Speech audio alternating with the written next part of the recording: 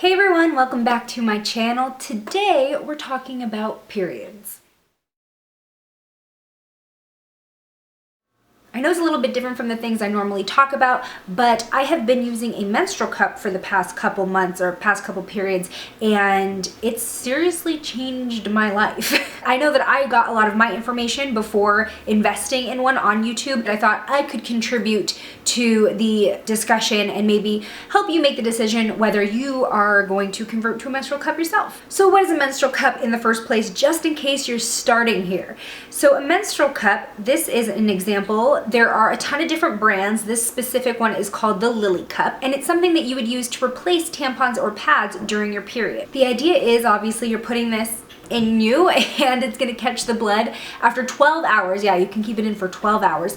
You take it out, dump it out, put it back in, and you're good for another 12 hours. It's supposed to be a very low maintenance solution, also very cost effective because obviously tampons are like $10 a box. You're buying that every month for a good 40 years of your life. That adds up. Plus obviously there's the whole controversy of us having that luxury tax on tampons, and show me a woman who thinks that their period is a luxury and I will show you a liar. Most menstrual cups do run about $40, which may seem like a big investment up front, but like I said, after a few months, it will definitely pay for itself. Also very eco-friendly. Obviously, you are reducing the amount of waste that you produce during that time of month because this is reusable and it can last you a lifetime if you take care of it properly. It's made out of medical grade silicone, which is very soft and hygienic. Now, I'll be honest, when I first discovered menstrual cups, which I believe was in a YouTube video, the idea made me a little queasy. I didn't like the idea of looking at my blood and having to deal with the dumping process.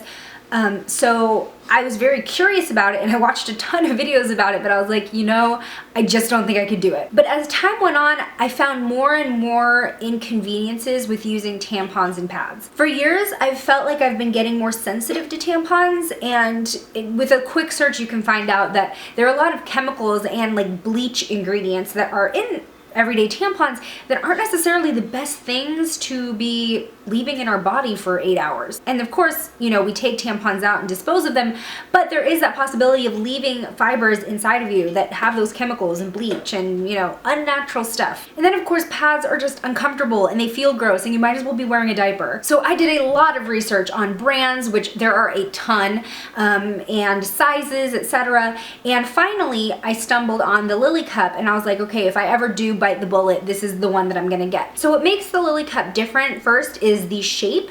Most menstrual cups look like a typical cone. So you have like an even ring and then it just comes down into like a cone shape and then the little tail that helps you like put it in and take it out. The Lily Cup, you can see, does have this curved shape, which is more natural when it comes to the space that it's gonna fit in under your cervix. So that was the first thing. It looked like it'd be more comfortable because it was shaped like the anatomy. Second thing that sold me on the Lily Cup was the spill guard, because that is something that you probably hear in every video about menstrual cups is everyone's initially concerned about spilling, especially when you're taking it out. You don't want that on you. So when you're taking it out, if you kind of have it on a tilt, it's not necessarily just gonna come pouring out. There is this tiny little opening you can see here, which will help you dump it out only if you're holding it at that angle. But otherwise, this will just kind of help you stay out of the splash zone. And I'm sorry to be graphic, but you know what? This is totally natural and things you gotta know about using this. And then what I really think positioned the Lily Cup to be the one that I would eventually get is that this claims to be the only menstrual cup that can be rolled as small as a tampon.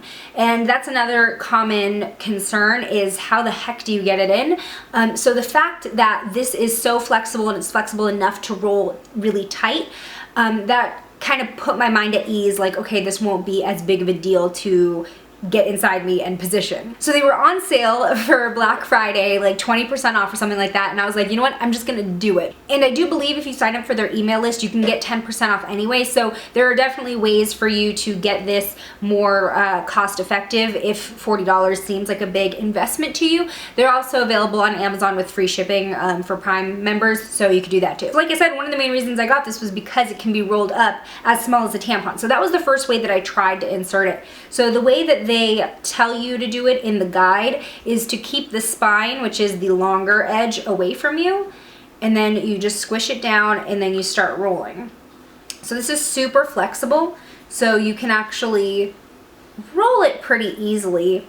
And then that's about as tight as I can get it just right now.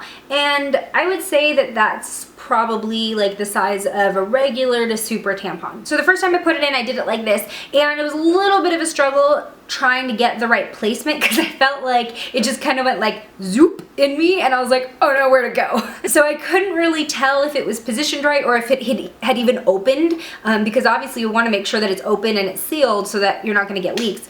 But that was my first try, so I was like, okay, well, I can't find it anymore, so I'm just gonna leave it and see what happens. And I did experience leaking on the first time because that was not the most effective way to put it in, and I didn't make sure that it was sealed. So the second time I put it in, I decided to try a different method, which I think some people call the taco method, and it's in the Lily Cut manual.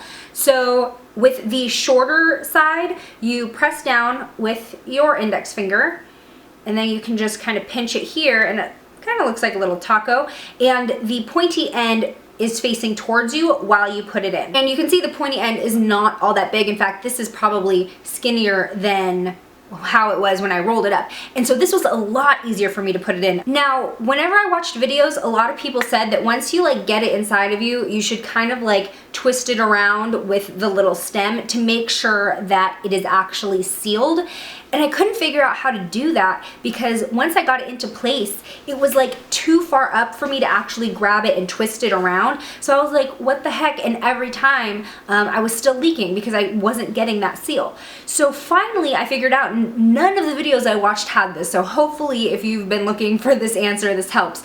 But what I did was I would insert this, and then before actually pushing it up to its end place, I would then let it go, let it open, and then twist it around while this is still kind of near my opening, so it's low enough where I can actually twist it, which helps open it and actually get a good grip on the walls of your body. So then once I felt that it was like open and good, then I pushed it up and nudged it into where it needed to be. After I finally learned to do that, no leaks. And it was magical. It was a magical 12 hours where I could literally forget that I had my period. Now, taking it out, I was really worried about this. I thought that it would get lost forever, especially after that first time where I was like, where did it go? Actually, taking it out ended up being the easy part of this whole situation. It ended up being way easier than putting it in and making sure it's in place. So what you're doing is bearing down. And I didn't really know what that meant when I first got this, but it's basically pushing, like as if you're having a baby, really. It's gonna be the same thing once you're at that point. But you are just pushing on those muscles in your vag, and eventually after like 3 good pushes, you can start to feel this at the bottom, and it does come out. And what I do is I do a little bit of a twist, and if you can get your finger in there, you can kind of go like this, which will break the seal, and you can pull it out super easy. So that was, I think, what surprised me the most, is how easy this was to take out. And then what you do is you dump it out, and if you have access to a sink, then the best thing to do would be to wash it off with just antibacterial hand soap before you put it back in. But if you're like in a public bathroom, you are okay with just wiping it off with toilet paper and then putting it back. And then when you get home and change it again, definitely go ahead and wash it before reinserting. But I never had a problem with having to ever empty it out in public because, like I said, it goes for 12 hours. And what's interesting is when you're actually seeing the blood that it's collecting over that 12 hours, it's probably a lot less than you actually think when you're using tampons, because tampons are not only absorbing the blood, but it's also absorbing all of the natural moisture in there, so they're gonna fill up faster and leave you more dry, which then tends to lead to irritation.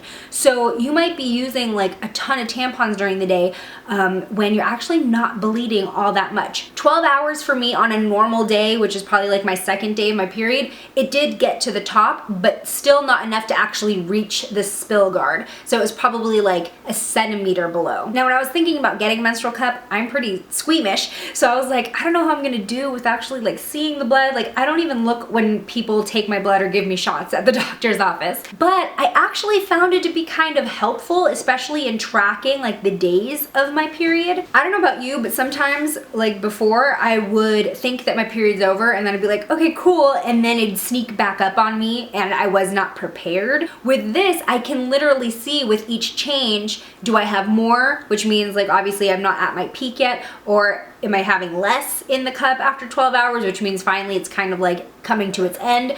So it actually gives you more information than tampons or pads do, and information that can actually help make the whole time of month easier for you. Now, I think the biggest difference that this has made in my life is sleeping while on my period. While I was sleeping before, I would use pads just because I didn't trust a tampon to do the job while I was sleeping.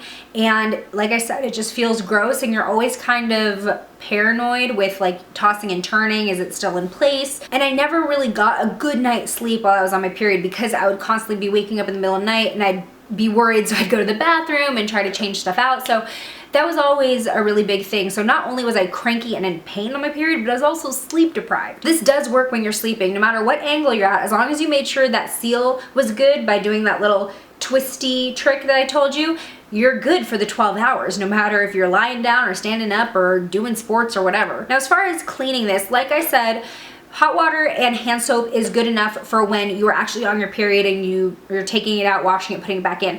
But between cycles and before you use this for the first time, they do suggest you boil it to really get all of those germs or bacteria or anything that could have gotten on it off. What I do is I clean it with the hand soap and then I put it into boiling water for about 8 minutes. And keeping it clean and taking care of it will make it last as long as possible. And they do come with this antibacterial pouch, so while you're not using it, you can keep it in the pouch, and that'll keep it safe and sterile for your next use. Now, most menstrual cups come in 2 sizes. There's usually like an A size or size 1, which is for women who have not given birth, and a size 2 or size B that is for women who have given birth, because the cervix location is a little bit different and the opening is a little bit different. Now, for some people, the stem is a little too long and it might like poke out of you.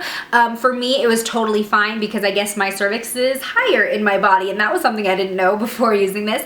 But it is okay to trim the stem a little bit down. I think I've covered everything I want to cover, but overall this has really changed my perspective on my period. It's not so much of a drag anymore because this makes it really manageable. I can really forget that I have it. It doesn't intrude on my day-to-day activities anymore. If you have any questions about how this works, or if there's something I forgot to talk about and you're curious about it, please leave it in the comments below. I am happy to answer them. I'll also leave a link in the description for where you can find the Lily Cup for yourself. So that's it. We're done talking about periods. Thanks so much for watching. If you haven't already, please hit that subscribe button down below. I will be at Gen Beauty next weekend, so if you will be too, I will see you there. If you won't be, I will still see you there because I'll be vlogging. Alright everyone, see you in my next one. Bye!